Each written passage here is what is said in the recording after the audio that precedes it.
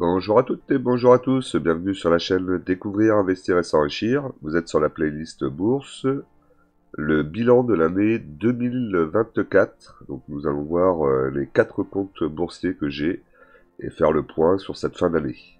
Allez, on y va, c'est parti.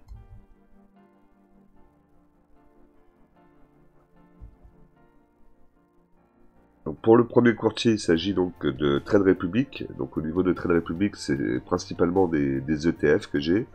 Donc vous pouvez voir que j'ai un Physique Gold qui a plus 25% actuellement, le SP500 équipondéré qui était à 16% en plus-value latente, le Global Water qui a plus 7,57% et le MSCI World qui a plus 6%.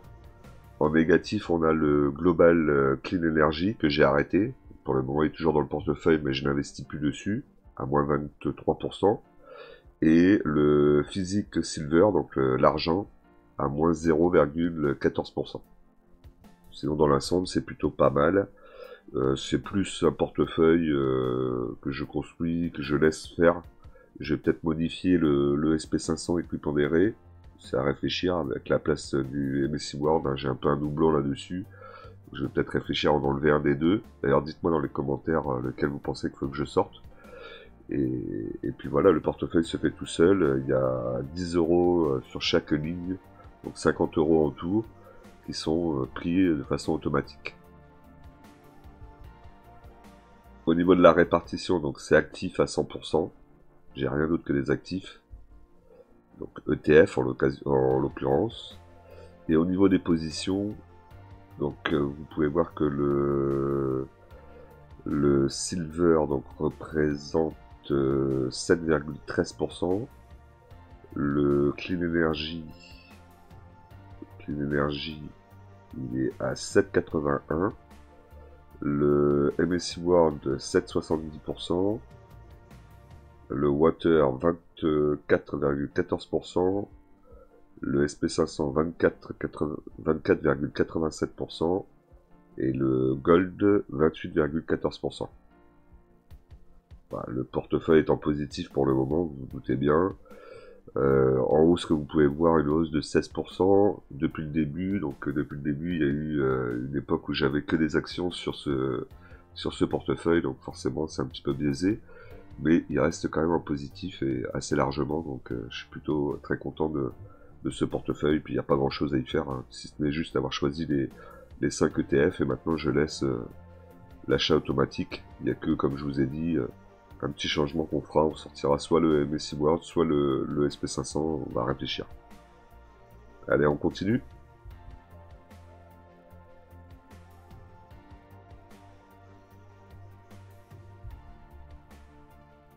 Donc deuxième portefeuille, il s'agit du PEA-PME. Donc actuellement le portefeuille affiche 461,91 €. Le solde en espèces est de 31,36 €. La moins-value latente est de 428,83 €, soit une latence de moins 49,90%. Ça commence à faire quand même pas mal. Après, bon, je vous l'ai déjà dit, hein, sur ce portefeuille, j'ai pas été suffisamment sérieux dans mon choix d'action et on le paye tout de suite cash. Et on va le voir tout de suite en bas. Au niveau du cumul des versements, donc il y a 1050 € qui ont été versés dessus. C'est un portefeuille que je pourrais monter jusqu'à 75 000 €. Pour le moment, c'est pas non plus la priorité des priorités, mais on va quand même faire des modifications cette année. Et on va surtout aller chercher de nouvelles actions en small cap via la plateforme Value Investing Screener. La performance, alors performance 2025 n'est pas disponible forcément. La performance de mon portefeuille, bah, de toute façon on l'a vu, hein, elle est négative à moins 49,90. Alors dans le portefeuille vous avez donc AB Arbitrage, 40 actions actuellement, un prix à 5,35 €. Le cours est actuellement à 4,79. On se rapproche. La moins-value latente est de moins 10,46%. Ensuite, on a CBO Territoria, 3,52 achats. Le cours est à 3,57. Donc là, je suis en plus-value latente de plus 1,51%. La Française de l'énergie, 32,56. J'en ai 4. Le cours est actuellement à 23,65. moins-value attente de 27,36%.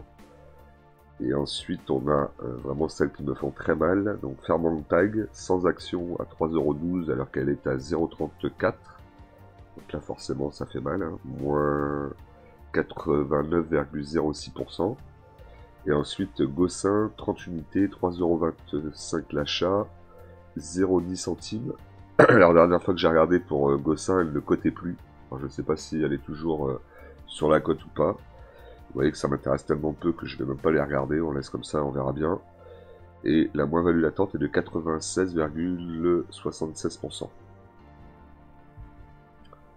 Au niveau de la performance du portefeuille, bah forcément elle est négative, hein, vous voyez on est en dessous des 20%. Le rendement sur 2024 c'est de plus 4,33%, ça c'est plutôt pas mal. J'ai très peu de sociétés qui font du versement de dividendes. 4,34, 4,33 en dividendes, c'est plutôt pas mal. Ce serait bien la seule satisfaction que je peux trouver sur ce portefeuille cette année.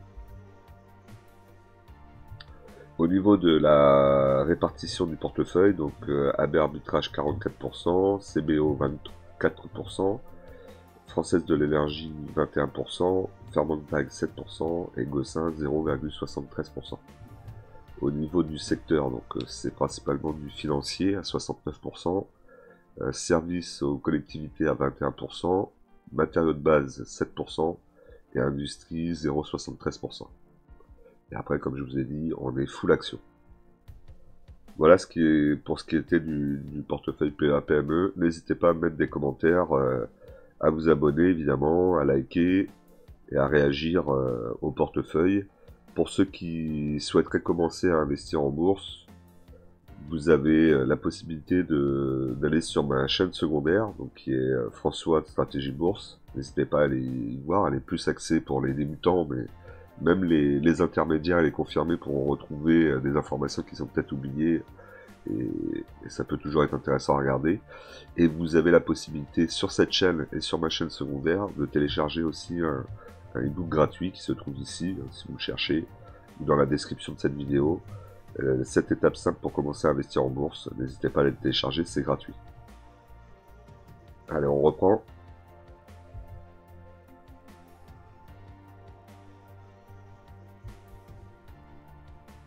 Alors, mon CTO XTB. Donc, sur XTB, le portefeuille affiche actuellement 2604,33 €. Les fonds disponibles sont de 170,39 €, puisque je fais un versement de 100 € tous les mois, donc là les 100 € sont tombés. J'ai une petite partie aussi qui est sur un deuxième portefeuille, parce que l'avantage de XTB c'est que vous pouvez créer jusqu'à 4 portefeuilles. Donc là j'en ai déjà 2 d'activés, le deuxième est plus un compte que j'utilise pour faire du swing trading plus ou moins sur des actifs un peu plus dangereux comme des CFD. Donc je vous le montre pas parce que je pense que c'est pas vraiment utile. Là on parle plutôt long terme et patrimoine boursier à long terme.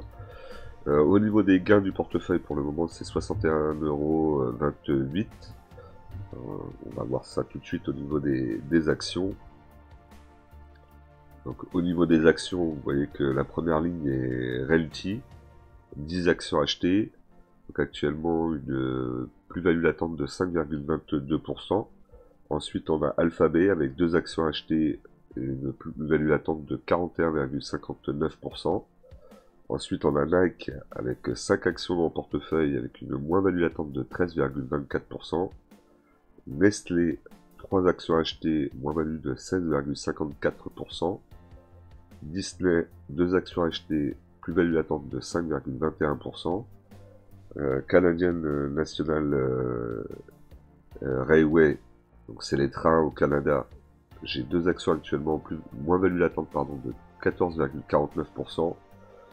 Digital Realty, une action achetée, plus-value latente de 32,14%. On va peut-être dû en acheter plus. Johnson & Johnson, une action achetée actuellement, moins-value latente de 5,46%. Coca-Cola, 2 actions achetées, plus-value latente de 11,03%. Et American Water, une action achetée pour le moment, plus-value latente de 7,72%. Donc on va renforcer à fur et à mesure les actions qui sont en négatif. Nike, peut-être pas tout de suite parce que sinon ça va devenir une grosse ligne, mais je serais quand même tenté de renforcer parce qu'on est sur des prix très intéressants. Je pense que la prochaine qu'on va renforcer c'est peut-être Nestlé, la canadienne aussi. Bon, ils sont toutes à renforcer de toute façon, hein, tant qu'elles sont dans le rouge, mais il y a des actions que je voulais rentrer aussi dans le portefeuille, donc on va voir, est-ce que en début d'année je vais renforcer ou est-ce que je vais plutôt acheter de nouvelles actions comme Amazon qui m'intéresse plutôt pas mal, même si elle est un peu chère actuellement. On va voir.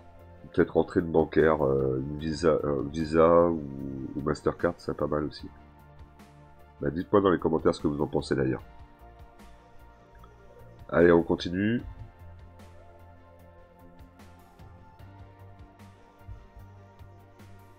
Bon, et le plus gros portefeuille, donc forcément, c'est mon PEA. 29 860,60 € actuellement. Le solde dans l'espèce est de 610,80 €. Moins-value latente de 700,22 €.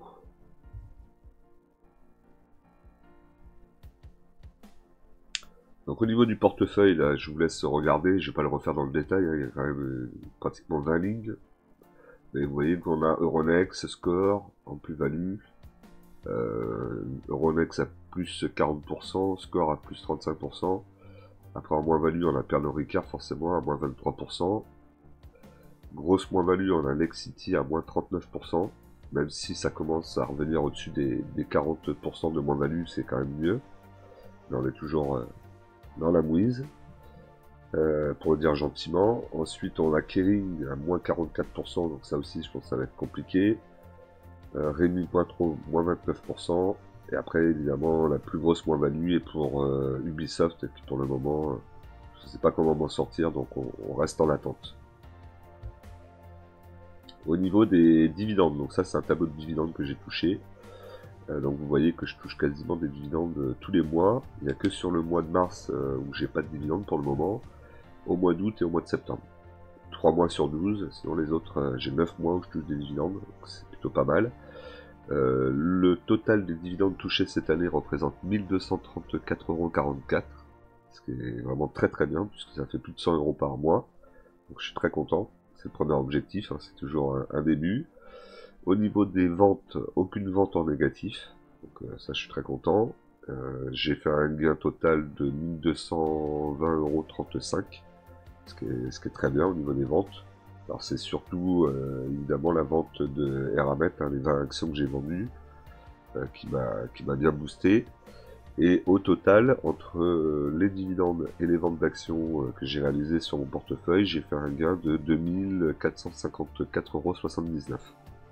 Donc bon, très belle année, franchement très très belle année sur cette partie-là. Après sur le portefeuille, je suis un peu plus mitigé évidemment. Je vous laisse regarder vite fait, vous avez en bas les ventes, à quel mois ça a été fait, quel prix est-ce que j'ai vendu. Là ici par exemple, vous voyez avec de Richebourg, j'avais 350 actions, j'ai vendu un PRU de 4,53 € au mois d'avril à 4,73 €. J'ai fait une plus-value latente de 68 €. Voilà, c'est en gros comme ça qu'il faut lire le tableau. Et ici, vous avez les actions que j'ai achetées cette année, donc 10 actions Eramet, 20. J'en ai revendu 20 puisqu'on est en rouge, j'en ai racheté 10. Donc, vous y verrez plus clair forcément là en début d'année sur le prochain portefeuille PEA. Et au niveau de la performance du PEA, eh ben, j'arrive à sauver un petit peu les meubles en restant en positif, hein. Plus 0,25%. Ça c'est quand même une très bonne nouvelle. Total des apports sur l'année, donc 4800 €. Le dividende, vous l'avez vu. Le total cumulé des apports depuis que j'ai commencé à la bourse est de 25 250. Donc très très bien. Pour vous donner un petit exemple, là, j'ai 10 000 € sur un PEL. Sur le PEL, j'ai touché 400, même pas 400 € pour cette année. Donc vous voyez les différences, là si je devais tout sortir aujourd'hui, j'aurais une plus-value attente de 4600 € sur 4 ans. Donc c'est quand même, ça a quand même rien à voir, hein, sur 5 ans pardon. Même si je prenais 5 ans de PEL, à même pas 400 €, on n'y serait pas du tout aux 5000, hein, ni aux 4000. Donc venez sur la bourse, vraiment c'est important, je vous conseille. Ne serait-ce que pour créer votre retraite pour le futur, sinon vous allez galérer, j'en suis certain. Et n'oubliez pas que vous avez mon lien pour télécharger le e-book. Au niveau du portefeuille, donc 29 860,60 euros, ne correspond pas à l'objectif que je m'étais mis en valeur de portefeuille de 32 486 euros. Donc là, l'année prochaine, il va y avoir un gros boulot, puisque ça va être objectif à aller chercher 39 447 euros. Au niveau du 440, on voit que lui est en négatif, moins 1,75. Donc je le surperforme quand même de 2%, hein, ce qui est pas rien. Et au niveau du taux d'inflation annuel, donc a priori on sera aux alentours de 2,30. Donc là par contre je suis en dessous de l'inflation annuelle. Ça m'arrive rarement, mais ça m'arrive. Donc là c'est moins positif par rapport à ça. Donc dans l'ensemble plutôt satisfait du portefeuille, surtout au niveau des dividendes, puisque c'est quand même mon objectif principal. On voit que le portefeuille grossit assez rapidement en termes de dividendes. J'ai hâte déjà de voir fin 2025 où j'en serai. Le portefeuille lui évolue, la valeur du portefeuille évolue un petit peu moins vite que ce que j'espérais, mais bon c'est toujours le dividende qui m'intéresse. Tant que je perds pas trop sur le portefeuille, ça me va. Et puis n'oublions pas que nous sommes sur un investissement très long terme, hein. Il me reste encore 20 ans, 19 ans maintenant. Donc 19 ans, il va s'en passer encore des choses et on va avoir le temps d'investir tranquillement et sereinement. Au niveau des versements, tout a été fait, hein. Les 400 euros chaque mois, en début de mois, je me paye toujours en premier. J'essaie de garder ces bonnes habitudes. Voilà, donc ce qui concernait mes 4 portefeuilles, j'espère que ça vous a plu. On n'oublie pas qu'en investissement, les impatients payent pour les patients. Moi, je vous souhaite une très bonne année 2025, plein de bonnes choses. Et surtout qu'au niveau de la finance, ça fonctionne pour vous. Allez, à très vite.